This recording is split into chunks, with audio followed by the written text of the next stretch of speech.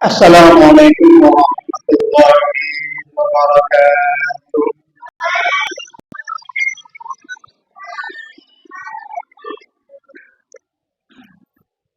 Alhamdulillah hamdan katsiran kama nahmaduhu subhanahu wa ta'ala alladzi farada 'alaina as-siyam. Asyhadu an la ilaha illallah wahdahu la syarika lah wa asyhadu anna Muhammadan 'abduhu wa rasuluhu la nabiyya ba'dah.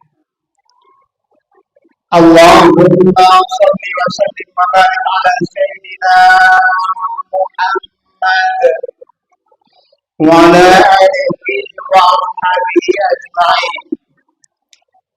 Qala ta'ala fil Qur'anil Karim. Bismillahirrahmanirrahim. Ara'aita alladhi yukadzibu bid-din fadzalika alladhi yad'u al-yatim wa la yahuddu 'ala ta'amil miskin. Shadaqallahul 'azim. Yang kita hormati Bapak pengurus masjid serta jajarannya, panitia Ramadan yang kita hormati, para alim ulama, cerdik pandai, tokoh masyarakat, Bapak RW, Bapak RT, tokoh agama, tokoh pemuda, ibu-ibu majelis taklim, serta Bapak dan Ibu, anak-anak yang sangat kita sayangi. Syukur alhamdulillah masih dengan rahmat Allah kita sama-sama dapat hadir pada malam hari ini. Berselawat kepada baginda Nabi Muhammad sallallahu alaihi wasallam. Allahumma shalli ala sayyidina Muhammad wa ala ali sayyidina Muhammad. Bapak dan Ibu perjamaah rahimakumullah, judul santam Ramadan pada malam hari ini yaitu kepedulian terhadap anak yatim. Terkait dengan masalah anak yatim, ini Al-Quran dan hadis sangat menekankan kepedulian terhadap anak yatim, termasuk fardu kifayah. Tapi Bapak dan Ibu, yang paling utama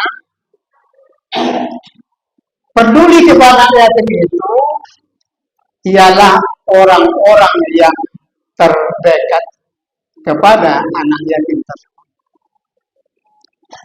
Misalnya, orang yang paling terdekat itu ialah saudara dari bapaknya misalnya.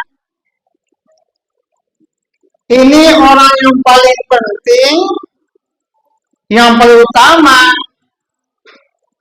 peduli terhadap anak yatim tersebut. Bapak dan Ibu, ada beberapa hal terkait dengan kepedulian anak yatim.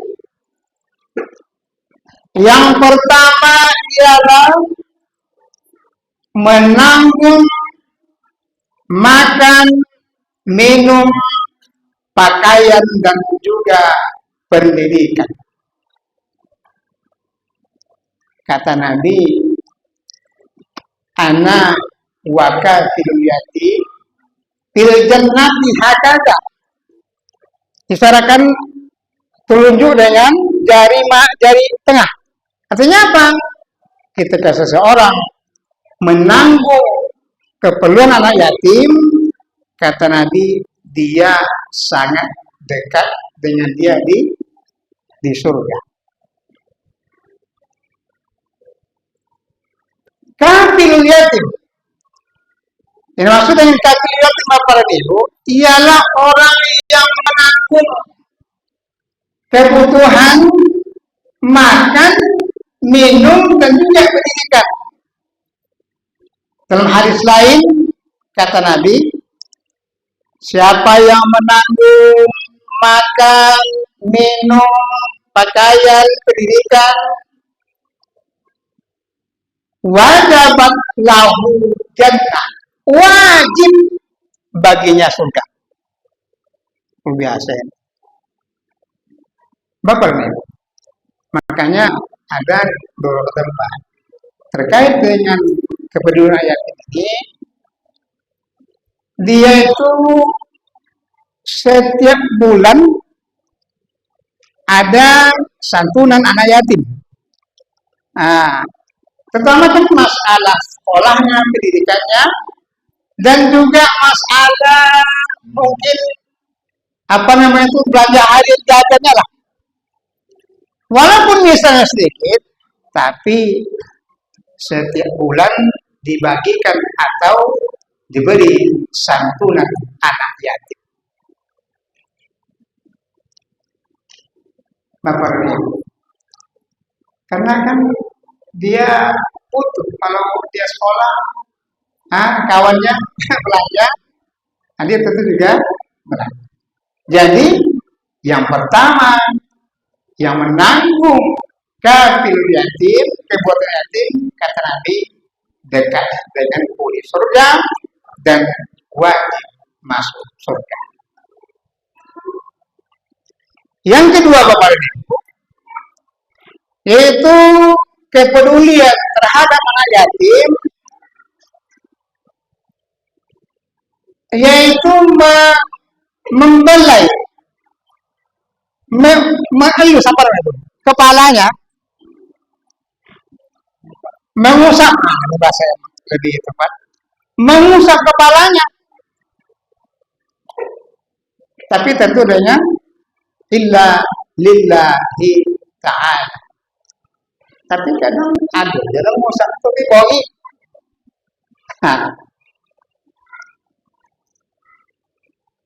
Diusap kepalanya dengan lillahi ta'ala, dengan kasih sayang.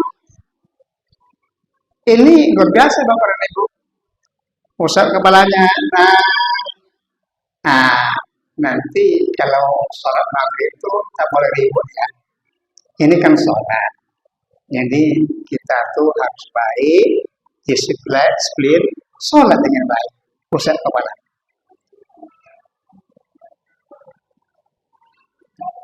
Nah, kenapa tuh tegak-tegak jadi warung tuh?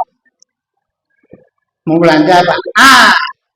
Keluarkan uang, kasih dia belanja. Ini termasuk mengusap kepala yatim. Dan insya Allah Bapak dan Ibu, ketika seseorang mengusap kepala anak yatim itu, rambutnya ini semua rambut yang diusap menjadi kebaikan terhadap orang yang mengusapnya. Jadi kalau ada misalnya pembagian sampah yatim, masalah kepala.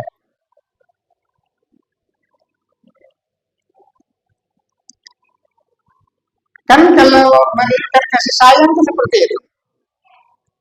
Jangan lagi kepada manusia. Kucing misalnya, kalau sayang, ibunya diusap kepalanya. Diusapnya kepalanya. Apalagi terhadap anak yatim yang perlu kasih sayang, perlu perhatian terhadap bapak dan ibunya. Karena yatim ini sudah kaya. Makanya anak yatim itu tak boleh diberi zakat. Kenapa? Karena dia kaya.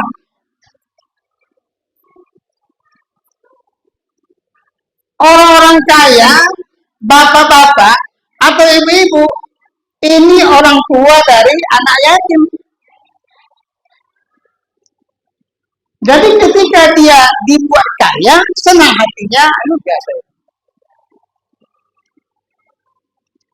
Kalau anak yatim terlantar, tidak terurus, padahal bapaknya banyak, orang mukmin, ibunya orang mukminah, lalu dia terlantar, ini dosa kita bersama.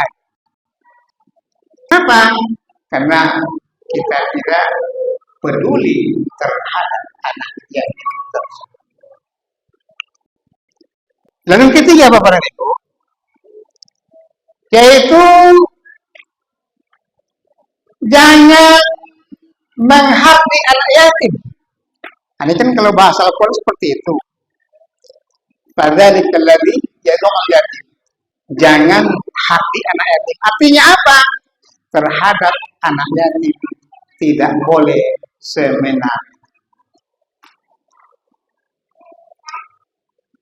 Nah, inilah sudahlah misalnya kasih saya pulang. Hati-hati pula.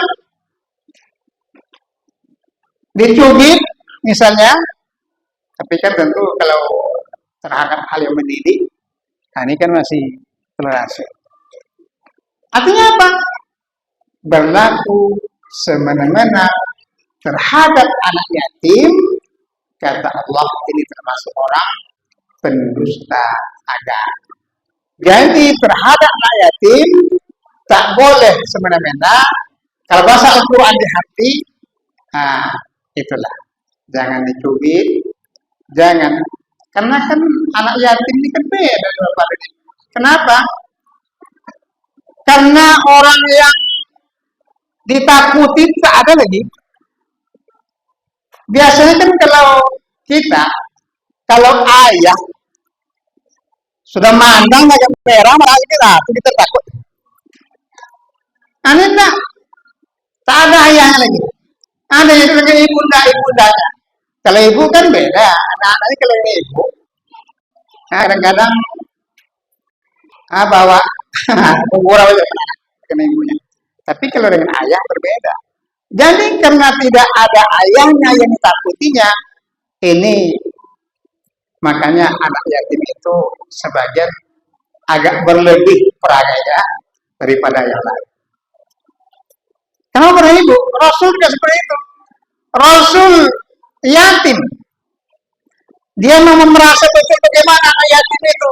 Kalau di zaman jahiliyah, anak yatim itu diperlakukan sangat rendah sekali. Ada yang dijadikan budak.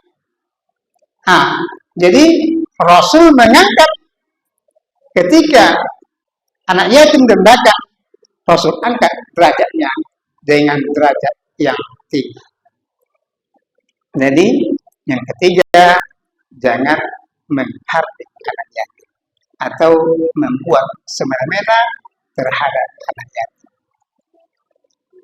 Yang keempat, Bapak dan Ibu, kalau diamanahkan kita memelihara harta anak yatim,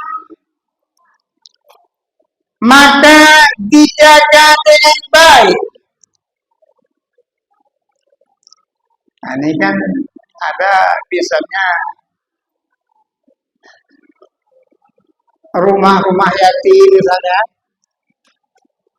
yang dikelola, hasilnya itu harus dijaga dengan baik. Jangan banyak pula orang menolaknya.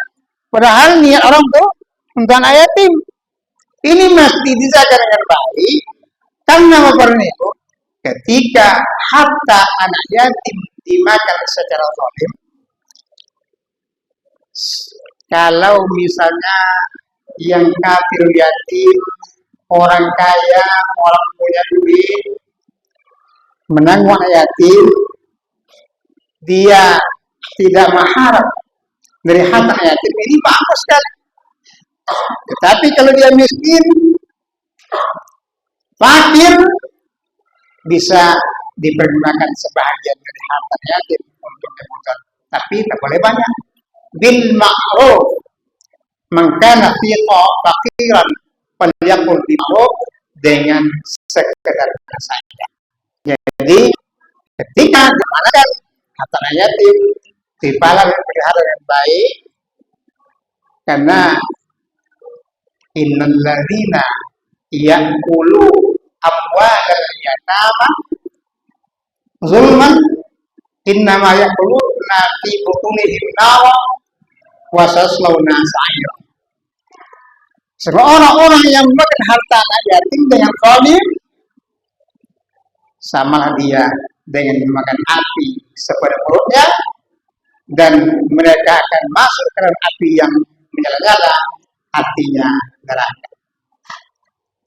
Bapak dan Ibu, lalu ketika seseorang menanggung kebutuhan anak yatim, termasuklah misalnya kalau lalu bakul-bakul anak yatim, di mana ada bakul anak yatim diisi, utamanya Pak, yang pertama, itulah kata Rasul tadi, wajib masuk surga, dan di surga dekatlah dengan Nabi Muhammad Sallallahu Alaihi Wasallam.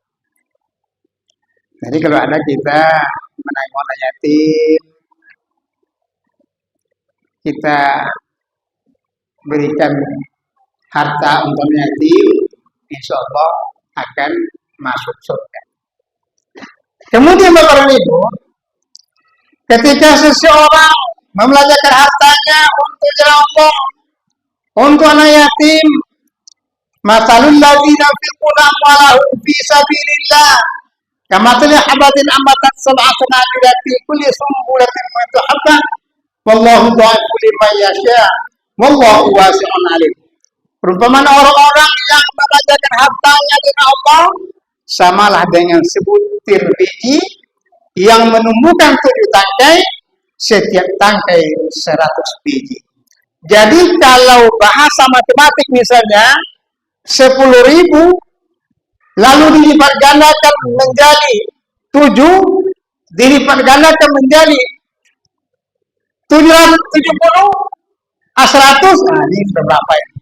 Kalau 1.000 menjadi 700.000. Kalau 10.000 kalikan lah. Kalau 100.000 kalikan lah. Jadi ketika seseorang hartanya Allah untuk anak yatim, harta tidak akan berkurang, tetapi harta diberkahi oleh Allah, berkah dalam artian sehat badannya, bisa beribadah, ini berkah ini, dan nilainya 700 kali lipat, bahkan lebih bagi siapa yang dia kehendaki. Bapak dan Ibu, mudah-mudahan kita semua termasuk orang-orang ketika kita menanggung keperluan anak yatim, itu orang-orang yang dekat dengan Nabi Muhammad di dalam surga nanti. Amin ya rabbal alamin. Bapak dan Ibu, ini nampaknya ada kuis ya. Untuk anak laki-laki,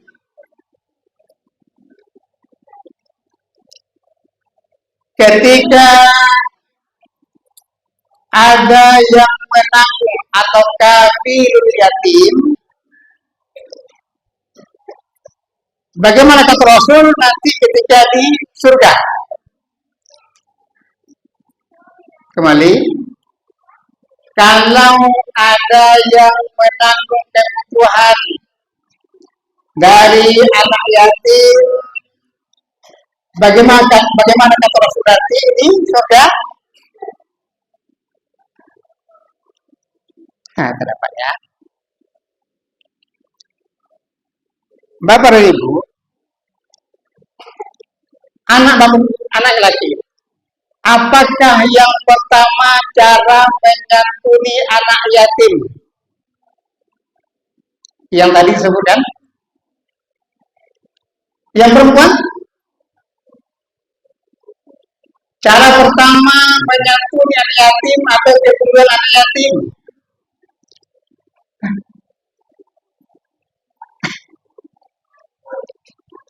Tadi kan yang pertama menanggung makan, minum, dan pendidikan. Sekarang yang kedua lagi. Apa cara menyantuni anak yatim?